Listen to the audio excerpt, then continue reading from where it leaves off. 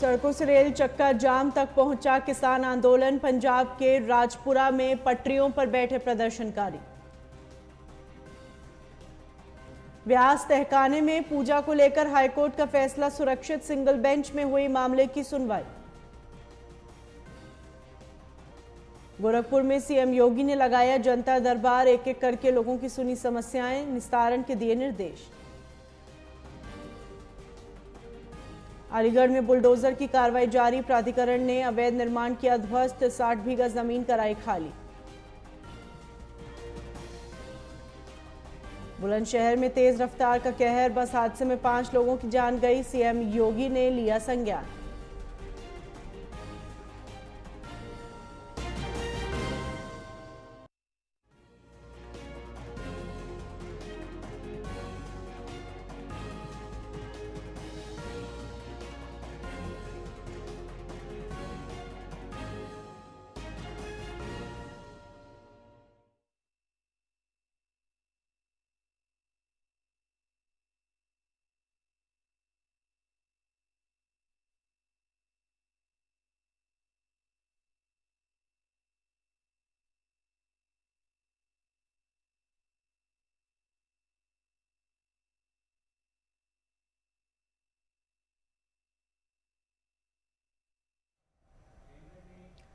दिल्ली के कई बॉर्डरों पर किसान आंदोलन लगातार तीसरे दिन जारी है। बुधवार को भी सुरक्षा कर्मियों के साथ किसानों की झड़प हुई।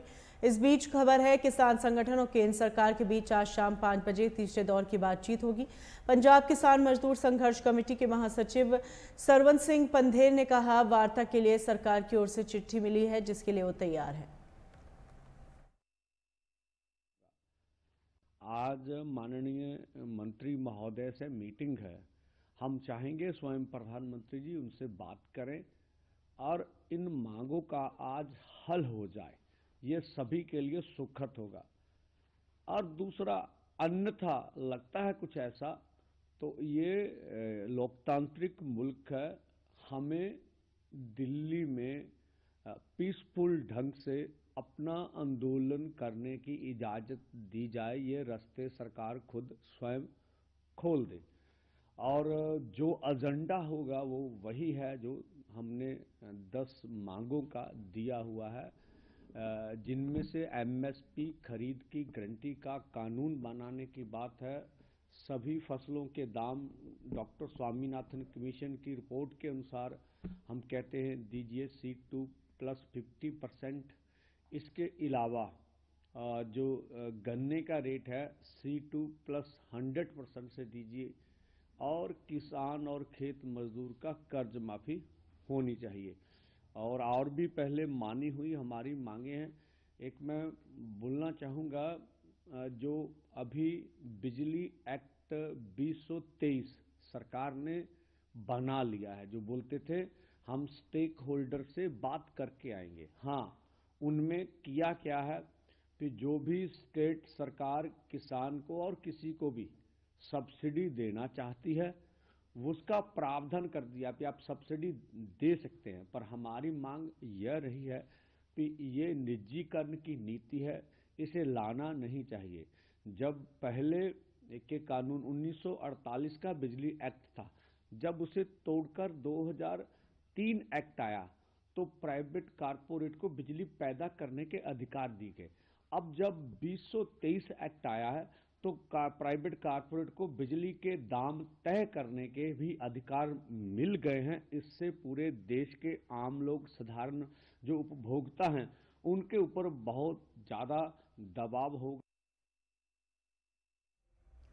अप्रैल महीने में रिक्त हो रही मध्य प्रदेश की 5 राज्यसभा सीटों के लिए गुरुवार को नामांकन जमा करने की अंतिम तारीख है। बीजेपी से 4 और कांग्रेस के 1 सदस्य राज्यसभा जाने की संभावना प्रबल है। वहीं 5 राज्यसभा सीटों में से बीजेपी ने 4 सीटों पर अपने उम्मीदवारों के नामों की घोषणा कर दी और इस पर मध्य प्रदेश के मुख्यमंत्री मोहन यादव ने कहा कि वो केंद्रीय नेतृत्व को धन्यवाद देना चाहते हैं। उन्होंने कहा, राज्यसभा के लिए घोषित प्रत्याशियों में 4 प्रत्याशी अपने अपने क्षेत्र के योग्य प्रत्याशी हैं।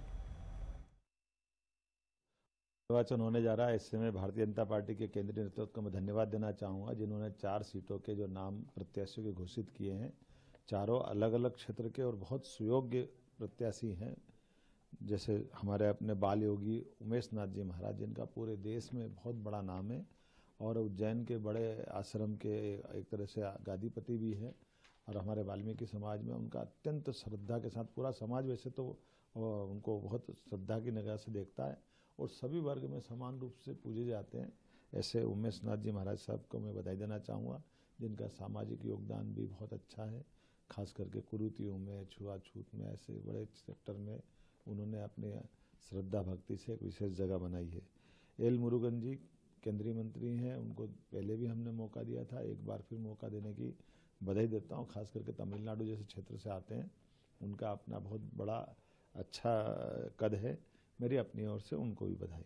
ऐसे बंसीलाल जी गुर्जर जी बहुत सारे अलग अलग दायित्व के स्थानीय निर्वाचनों में, मंडी में, कई जगह खास करके किसानों को मामलों को लेकर के बहुत जानकार आदमी है। उनका अपना राज्यसभा में जाना अपने आप में किसान वर्ग के लिए पूरे देश में आवाज़ उठाने वाला एक बड़ा नेता के नाते से हमको एक अच्छा व्यक्ति मिले हैं।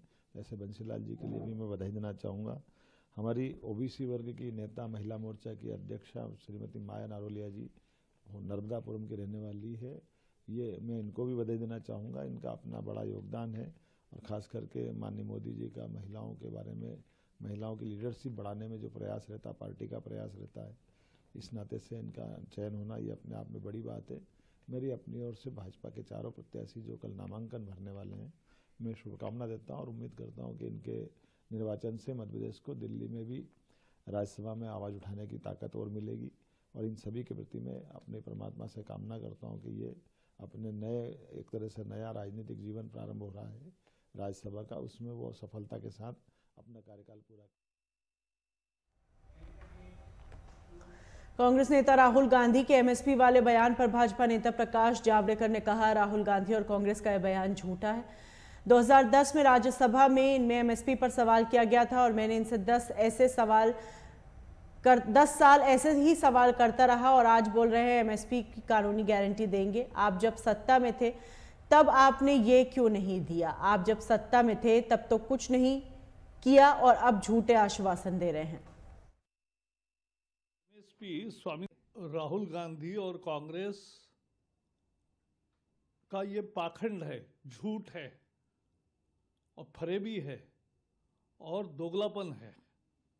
मैंने 2010 में ये सवाल पूछा था राज्यसभा में और ऐसे मैंने 10 साल सवाल पूछे हैं यही मुद्दे पर कि एमएसपी स्वामीनाथन कमीशन का आप रेम्यूनरेटिव प्राइसेस देंगे कि नहीं उस फॉर्मूला के आधार पे। तो उनका उत्तर यह है कि the recommendation however has not been accepted by the government because MSP is recommended by the commission of agriculture cost and prices based on objective criteria and considering variety of relevant factors. Hence, prescribing an increase of at least 50% on cost may distort the market. आज अभी बोल रहे हैं कि guarantee देंगे, अरे आपका 10 साल राज्य था वो क्यों नहीं दिया? 10 साल में ये लगातार बोलते रहे कि 50% अबाउ वो डिस्टॉर्ट करेगा मार्केट को और a mechanical linkage between MSP and cost of production में be counter productive in some cases. तो कमाल हो गई, आप जब सत्ता में थे तो कुछ किया नहीं, आप कुछ झूठे आश्वासन दे रहे हो और ये ढोंग है, ये मैंने बताया। और मोदी जी 50% से भी ऊपर दे रहे हैं, कभी 60%, कभी 70% ऊपर, यानी जो लागत का मूल्य है जो एग्रीकल्चर कॉस्ट प्राइस कमीशन देता है उससे भी ज़्यादा 50, 60, 70, 80, 90 भी कभी कभी दिया है अनेक चीज़ों पर। ये दूसरा चार्ट है, ये यूपीए के ज़माने में पैडी की कॉस्ट पे उन्होंने कितना दिया। पैडी पर उन्होंने, धान पर 8% दिया 2012-13 में। 50 जो एमएसपी थी उस पर 50% नहीं दिया, 8% दिया। और 12 में ही गेहूं पर केवल 13% दिया। तो ये कांग्रेस का रिकॉर्ड है और आज वो उल्टा बोल रहे, ये उल्टा चोर कोतवाल को डांट रहा है। हद हो गई। हम इनकी भर्त्सना करते हैं, और फिर भी मोदी जी किसानों के साथ सरकार चर्चा कर रही है। तो ये लेकिन समझना चाहिए कि जब कांग्रेस 10 साल सत्ता में थी तब उन्होंने कुछ नहीं किया, उल्टा उसका जस्टिफिकेशन किया न करने का, और आज बोल रहे हैं कि हम लागू करेंगे। अरे क्यों नहीं किया फिर 10 साल? तो बेसिकली अब ये है सबसे बोगस गारंटी है, और इसका ये सबूत है, उनका ये जवाब, उनका ये सबूत है कि ये बता रहा है कि 50% से ज़्यादा देना मार्केट का डिस्टॉर्शन होगा। और दूसरा, उन्होंने 12-13 में 8% चावल पर दिए, पैडी पर दिए, धान पर, और 13% केवल ऊपर दिए 50% MSP के ऊपर। तो ये है उनकी नीति, और ये बोल रहे हैं कि हम गारंटी देंगे 50% देंगे, 8% और 13% दे रहे।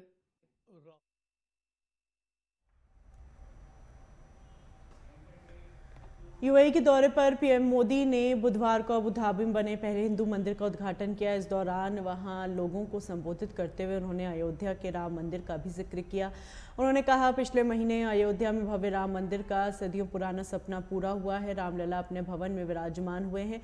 पूरा भारत और हर भारतीय प्रेम भाव में अभी तक डूबा हुआ है। अयोध्या के उस परम आनंद को आज अबू धाबी में मिली खुशी की लहर ने और बढ़ा दिया है। ये उनका सौभाग्य है। वे पहले अयोध्या में भव्य श्री राम मंदिर और फिर अब अबू धाबी में इस मंदिर का साक्षी बने हैं।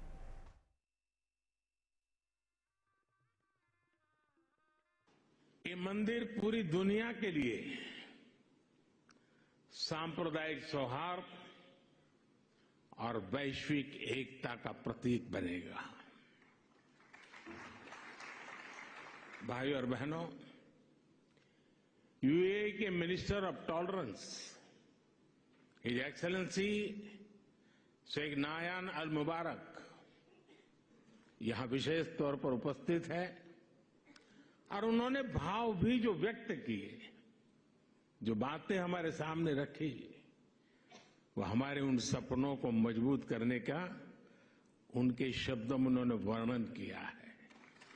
मैं उनका आभारी हूं। साथियों, इस मंदिर के निर्माण में यूएई की सरकार की जो भूमिका रही, उसकी जितनी तारीफ की जाए उतनी कम है।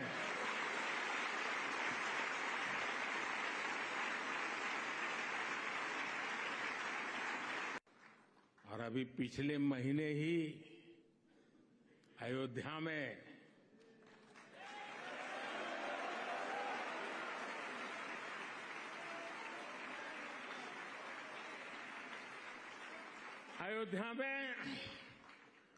भव्य राम मंदिर का सदियों पुराना सपना पूरा हुआ है।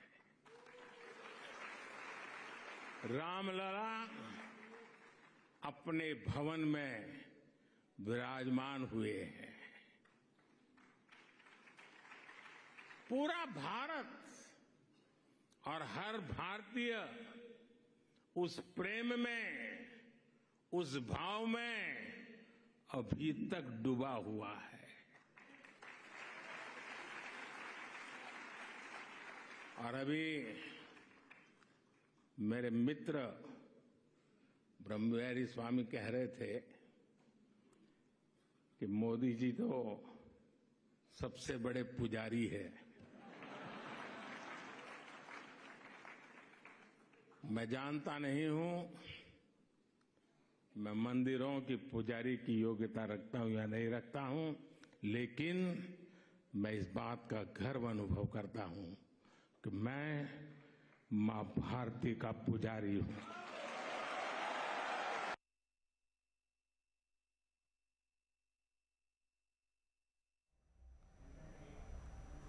वहीं महाराष्ट्र के मुख्यमंत्री एकनाथ शिंदे ने कहा, बाला साहेब ठाकरे का भी सपना था अयोध्या में राम मंदिर बने। देश के बाहर अबू धाबी में एक मंदिर का उद्घाटन पीएम मोदी ने किया। यह सभी भारतीयों के लिए गर्व का क्षण है। ठाकरे राम मंदिर अयोध्या में होने के बाद पूरे लाखों करोड़ों राम भक्तों का सपना, हमारे हिंदू हृदय बाला साहेब ठाकरे जी का भी सपना था कि अयोध्या में राम मंदिर बने, और सभी को सपना लग रहा था, लेकिन आदरणीय प्रधानमंत्री मोदी जी ने वो सपना सच्चाई में बदलने का काम किया और भव्य दिव्य राम मंदिर निर्माण हुआ। वैसे ही अबू धाबी में आज देश के बाहर हमारे आदरणीय प्रधानमंत्री जी के द्वारा एक मंदिर का निर्माण होता है, शुभारंभ होता है, लोकार्पण होता है। इससे बड़ी चीज क्या हो सकती है, इससे बड़ा आनंद क्या हो सकता है।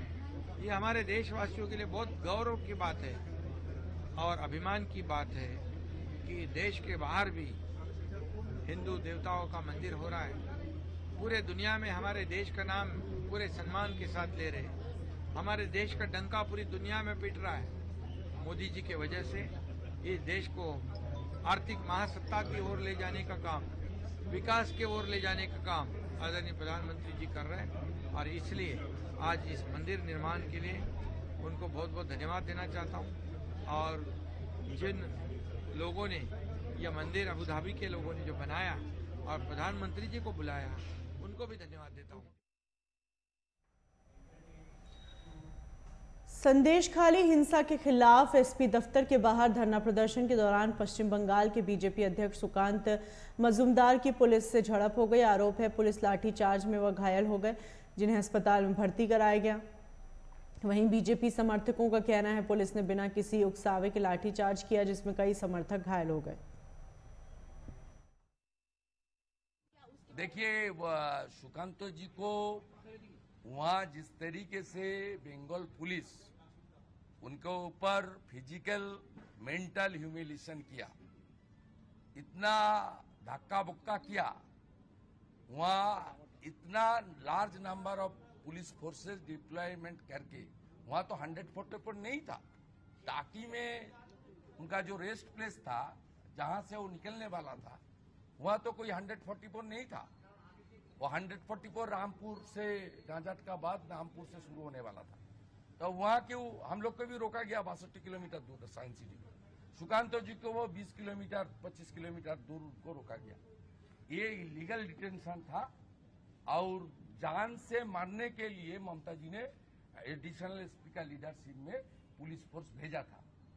इसलिए सुकांत जी का जो फिजिकल टॉर्चर हुआ और उसके दौरान उनको अनकॉन्शियस हो जाना पड़ा, इसके लिए पूरा के पूरा जिम्मेदारी बंगाल का चीफ मिनिस्टर ममता बनर्जी है। अभी जो उनका हाल वहाँ सुपर स्पेशलिटी हॉस्पिटल उसमें कुछ नहीं है, सिटी नहीं है, एमआरआई नहीं है, आईसीयू नहीं है, इसलिए उनको यहाँ आना पड़ा।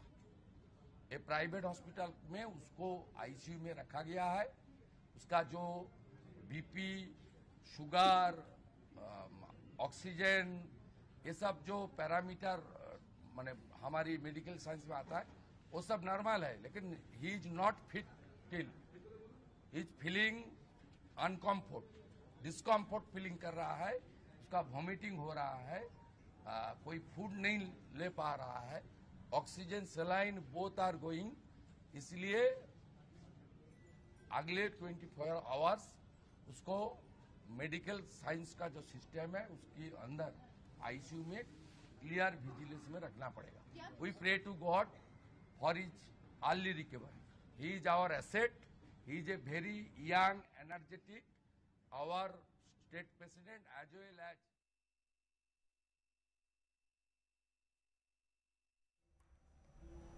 दिल्ली में कांग्रेस कार्यालय पर कांग्रेस प्रवक्ता सुप्रिया श्रीनेत ने प्रेस वार्ता की, जिसमें उन्होंने भाजपा सरकार पर जमकर हमला बोला और कहा कि पिछले 10 साल देश के युवाओं, किसानों, बेरोजगारों, बहन बेटियों के लिए अन्याय काल साबित हुआ। भाजपा और मोदी सरकार ने पूंजीपतियों के लिए काम किया और भ्रष्टाचारियों को भाजपा में शामिल कर संरक्षण दिया। वहीं सरकार ने सेना को अग्निपथ योजना लाकर कमजोर किया और देश की रक्षा करने वालों से शहीद का दर्जा छीनने की भी साजिश की। एमएसपी का कानून एग्रीकल्चर मार्केट में मूल्य की स्थिरता, प्राइस स्टेबलाइजेशन के लिए होता है। वो इसलिए होता है क्योंकि हमारा एग्रीकल्चर मार्केट जो है वो एसिमेट्रिकल है, इम्परफेक्ट है, और एमएसपी से नीचे की खरीद ना हो, इसलिए एमएसपी का कानून होता है। सरकार सारा अनाज नहीं खरीदती है, सरकार अनाज का कुछ अंश खरीदती है अपने बफर स्टॉक के लिए, बाकी अनाज मार्केट में खरीदा जाता है। एमएसपी एक फ्लोर प्राइस लगा देता है कि बाकी जो मार्केट प्राइस है वो उसके ऊपर हो। तो जो धन्ना सेठ हैं, अगर इनकी क्रॉप घट गई, इनकी क्रॉप का पैसा डूब गया या इनकी क्रॉप का मूल्य गिर गया, तो वो कम पर खरीद कर स्टॉक करके बाद में ज्यादा बेचकर मुनाफा ना कमाए, वो एक फ्लोर प्राइस लगा देता है। ये किसान को सुरक्षित करने के लिए है। तो सर्वप्रथम तो 11 लाख करोड़ लगने नहीं है, पहली बात। और दूसरी बात मैं जानना चाहती हूं, जब 14.5 लाख करोड़ की कर्जा माफी करी अपने सूट बूट के मित्रों की, तब ये चिंता नहीं सामने आई। कॉर्पोरेट टैक्स काटकर 32% से 22% किया, नुकसान झेला 4.5 लाख करोड़ का, तब ये चिंता सामने नहीं आई। ये चिंता तब सामने आई जब किसान की असलियत सामने आई, जब किसान के हक और हुकूक की बात सामने आई।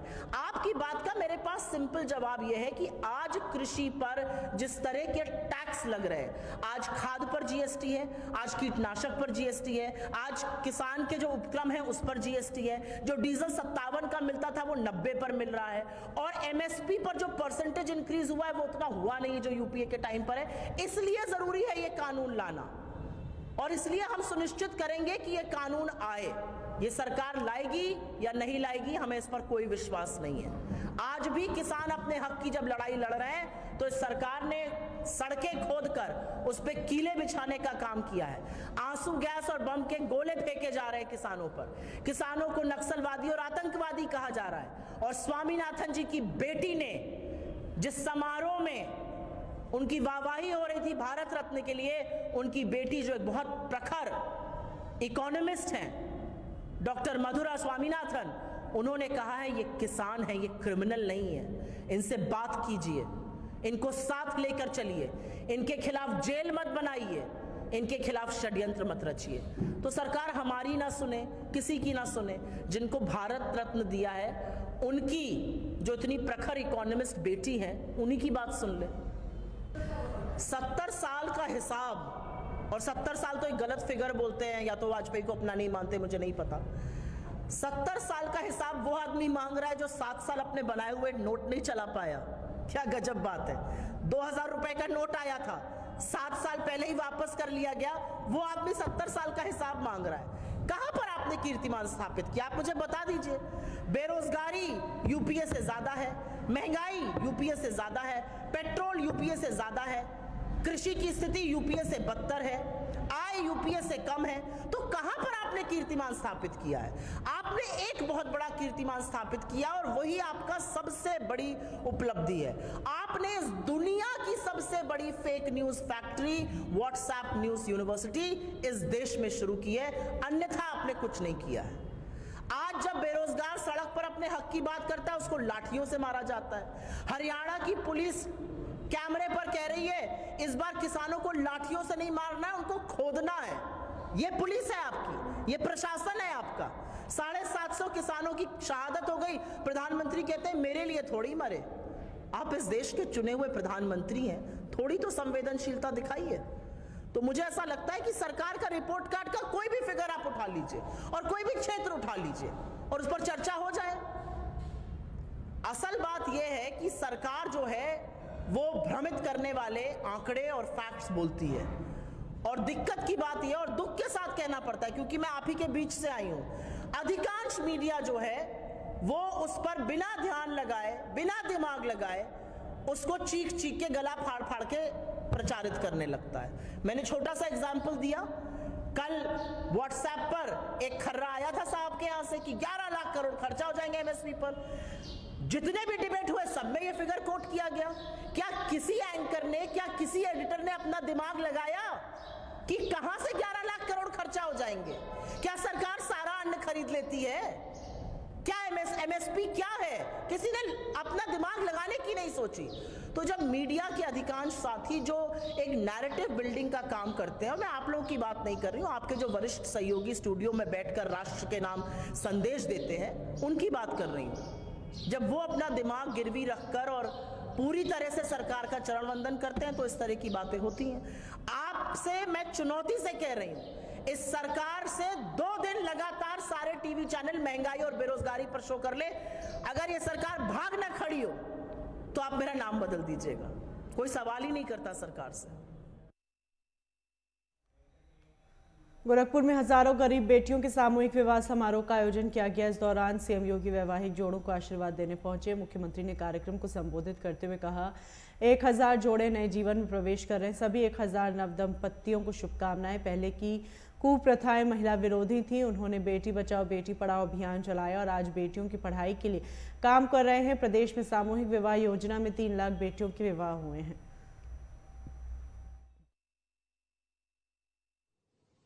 55 लाख से अधिक गरीब आदि आबादी की सुरक्षा के लिए, उनके सम्मान के लिए, उनके स्वावलंबन के लिए महिला स्वयंसेवी समूह संचालित है।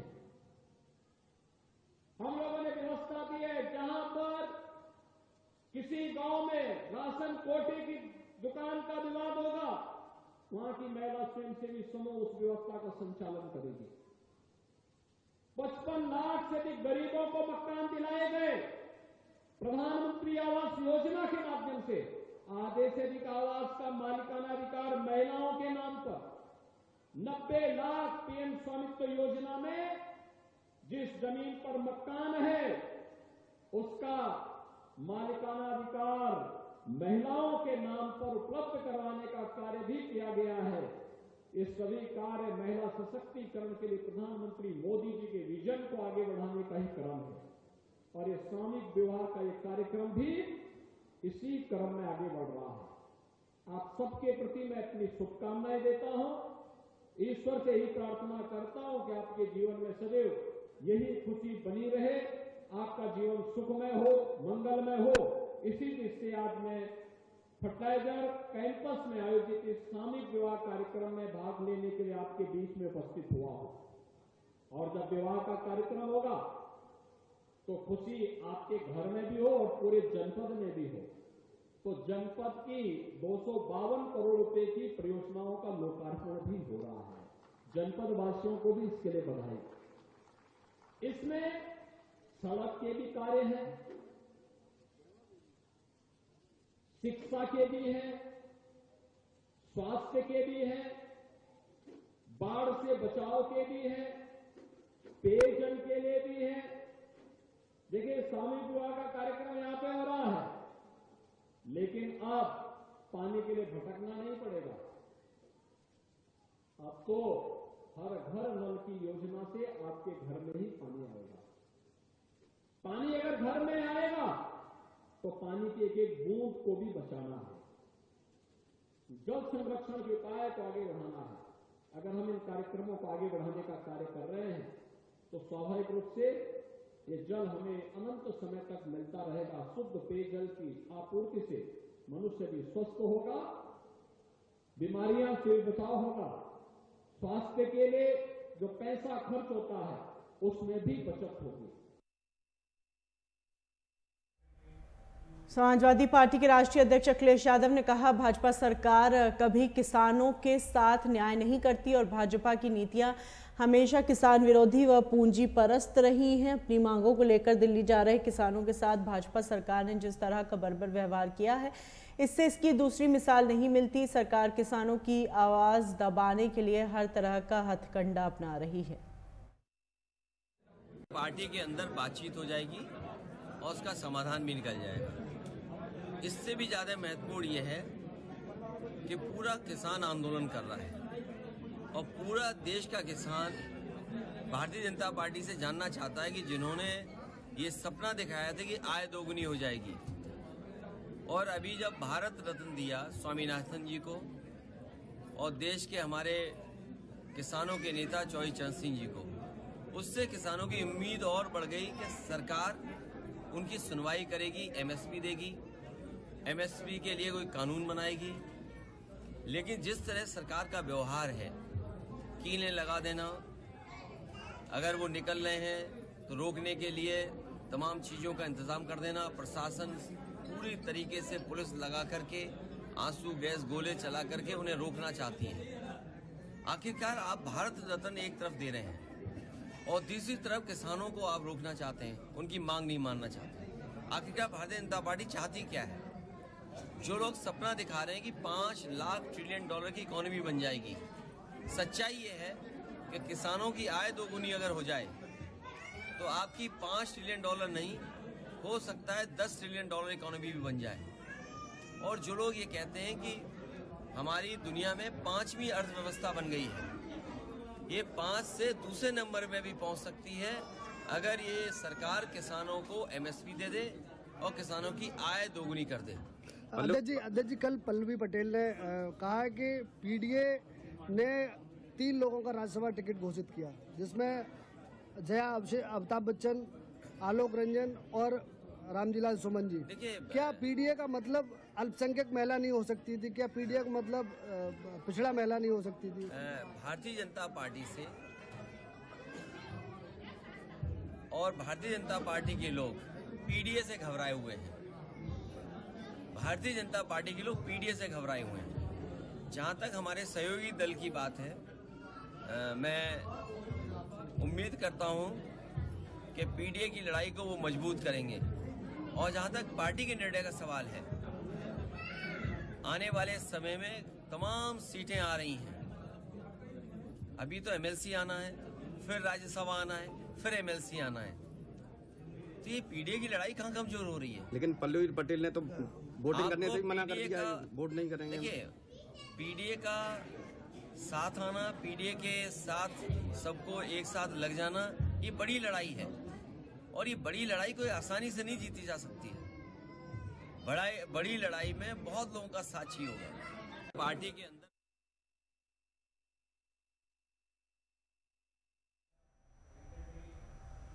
इन्हीं खबरों के साथ बुलेटिन में फिलहाल इतना ही। दीजिए इजाजत।